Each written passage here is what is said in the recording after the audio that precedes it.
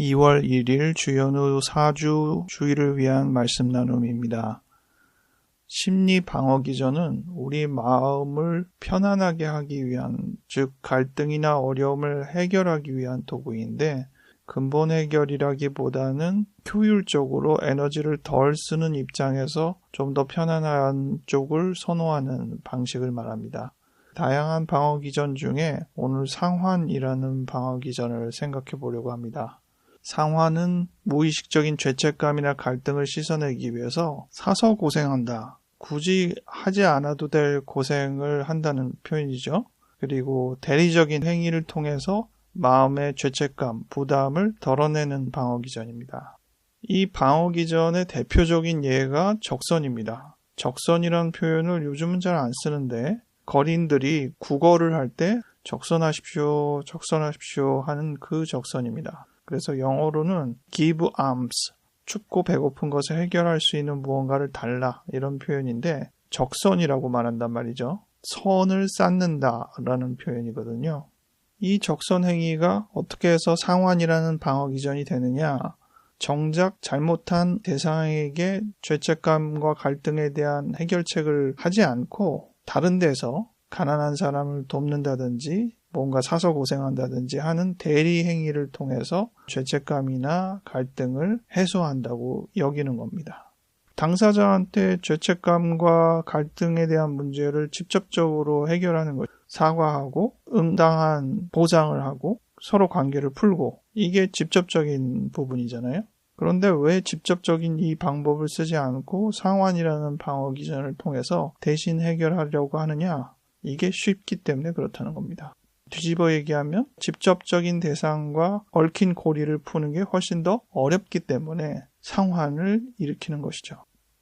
본래 대상이 아닌 다른 대상을 통해서 해소한다는 면에서는 전치라는 방어기전과도 꽤 유사성이 있는 방어기전입니다. 어디에서 뺨 맞고 다른 데서 화풀이 한다, 이런 표현이 있잖아요. 그게 쉽기 때문에. 방어기전은 이런 식으로 보다 어려운 것을 수월하게 해결하는 방식이라 하겠습니다. 하지만 근본적인 해결을 하는 방식이 아니기 때문에 항상 미진하고, 그래서 방어기전은 또 다른 방어기전을 낳게 되는 경향이 있죠. 결국 상환이 여러 면에서 자기가 투자하는 에너지가 적은 거예요. 물질을 들이는 것이 시간을 들이는 것보다 쉽다라고 제가 썼는데, 왜냐하면 본인이 에너지를 덜 들이면 되니까. 물론 돈이 있을 때 가능한 일이죠. 돈이 많아서 대신 돈으로 해결할 수 있는 사람은 돈으로 해결하는 게 훨씬 낫지, 그 대신 시간을 들여서 해결하라 그러면 굉장히 힘들어질 겁니다. 모든 적선이 다 상환의 방어기전은 아니죠. 순수한 의도로 하는 적선을 자선이라고 표현하죠. 적선이라는 표현을 쓸 때는 그 사람을 위하는 거라기보다는 나를 위하는 초점이 좀 더 많은 것이 아닌가 싶고, 정말로 그 사람을 위하는 쪽이 자선이라는 단어가 되지 않나 싶습니다. 우리도 무언가 잘못한 일이 있을 때 그것을 직접적으로 해결할까, 아니면 이 감정을 좀 완화시키기 위한 다른 행동을 할까, 이런 생각을 하잖아요. 다른 식으로 해결하는 게 쉬울 때가 많죠. 그러니까 웬만하면 직접적으로 해결 안 하고 그렇게 해결하는데, 그러면 정말 중요한 대상과는 아무것도 안 하는 오류를 범할 수도 있잖아요. 그래서 적선의 행위를 애써 중단하고, 보다 어려운 길이긴 하지만 직접적으로 당사자에게 잘못을 구하고 화해를 하고 보상을 하는 과정이 필요할 때가 많습니다. 여러분의 지금 생활 속에서도 아마 그런 부분들을 생각해 볼 수 있지 않을까 싶네요. 미가서 6장 6절부터 8절 말씀을 보면 적선과 자선, 그냥 선이라고 하겠습니다. 적선과 선을 대비한 표현이 나오는 것 같아요. 파란색으로 표현된 부분들이 일종의 적선입니다. 밑에 빨간색으로 표현된 부분이 진정한 의미의 자선 내지 선한 일이죠. 정의를 행하고 인자를 사랑하고, 여기서 인자는 사람의 아들이라는 뜻이 아니고 mercy, 너그러움을 의미합니다. 그리고 겸손하게 하나님과 함께 행하는 것. 세 가지가 하나님이 우리에게 구하시는 행위의 표본이다. 이러한 직접적인 행위를 하기가 어려우니까 보다 쉬운 방식으로 선택하게 되는 것들이 헌금을 많이 드린다든지 1년 된 송아지, 천천의 숫, 양, 만만의 강물 같은 기름, 심지어는 내 마다들을 또 내 몸의 열매를 드린다고 했는데 어떤 사람은 그게 더 어렵지라고 생각하지만 생각해보면 이게 더 쉽기 때문에 이걸 선택하는 거죠.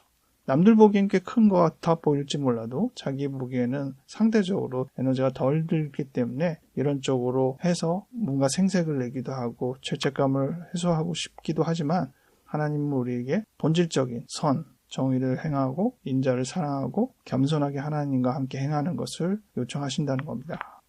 비슷한 내용의 구절로 제가 떠오른 것은 이사야서 1장 13절부터 17절 말씀이었어요. 여기도 비슷하게 적선에 해당되는 부분들로 물질, 또 안식일과 대회로 모이는 이런 모임, 또 월삭을 지키는 것, 그리고 손을 편다라고 했는데 이 손을 편다는 것은 뒤에 나오는 기도한다는 태도와 같은 의미로 볼 수는 있는데 조금 더 확대해서 해석해보자면 구제의 손길을 펼치는 이런 부분도 포함할 수는 있을 것 같아요. 하지만 하나님께서 요구하시는 바는 본질적인 부분, 스스로를 깨끗하게 하고 악한 것을 버리고 선행을 배우고 정의를 구하고 학대받는 자를 도와주고 또 연약한 사람들을 위해서 변호하는 역할을 하는 것이 중요하다. 이런 말씀을 했던 것입니다. 이런 말씀은 예수님께서 좁은 문으로 들어가라 표현과 일치하기도 하는 것 같아요. 방어 기전적인 방식들이 한편 수월하고 에너지도 덜 들고 편안해 보이긴 하지만 조금 고생하더라도 본질적인 문제를 해결하는데 치중해야 한다. 이런 설득을 하시는 것이라 생각을 합니다. 오늘 주일전서 일과 중에 마태복음 5장 말씀이 있는데 8가지 복에 대해서 이야기를 하셨는데 그 중에 하나, 너희가 나로 인하여 나로 말미암아 고난을 받으면 복이 있다라는 말씀입니다. 왜 예수님 때문에 박해를 받느냐? 예수님이 하신 일들이 선한 일을 하셨기 때문에 그렇죠. 예수님을 우리가 두둔하면 우리도 선을 베푸는 자의 편에 쓴 건데 그것으로 인하여서 우리가 불이익을 당하기도 하고 해를 입기도 하는 거잖아요. 앞서서 읽었던 미가서 말씀에서도 주께서 선한 것이 무엇임을 너에게 보였다라는 표현이 있거든요. 오늘 제목 그대로 선한 것이죠. 적선이라는 방어기전으로 포장되는 부분이 아니라 비록 어렵고 좁은 길이지만 우리가 짊어져야 할 진정한 자선 내지 선의 표상이라 하겠습니다. 그 편에 설 때 예상치 않은 난관을 당할 수가 있다는 것인데 수월한 길로 우리가 넘어갈지 고통스럽더라도 제대로 된 길로 걸어가려 할지 결정의 순간이 옵니다. 그럴 때 보다 쉬운 길로 가고자 하는 유혹도 많지만 한 걸음 한 걸음 이 길을 가겠습니다. 결심하는 우리가 되면 좋겠습니다. 기도하겠습니다. 하나님 아버지, 우리 앞에 펼쳐진 길에는 보다 쉬운 길, 에너지가 덜 드는 길들이 있습니다.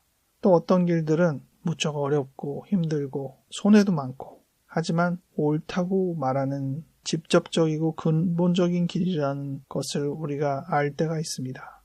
어느 길로 가야 하나 선택할 때 우리로 하여금 좁은 길로 갈 수 있는 사람이 되게 도와주시옵소서.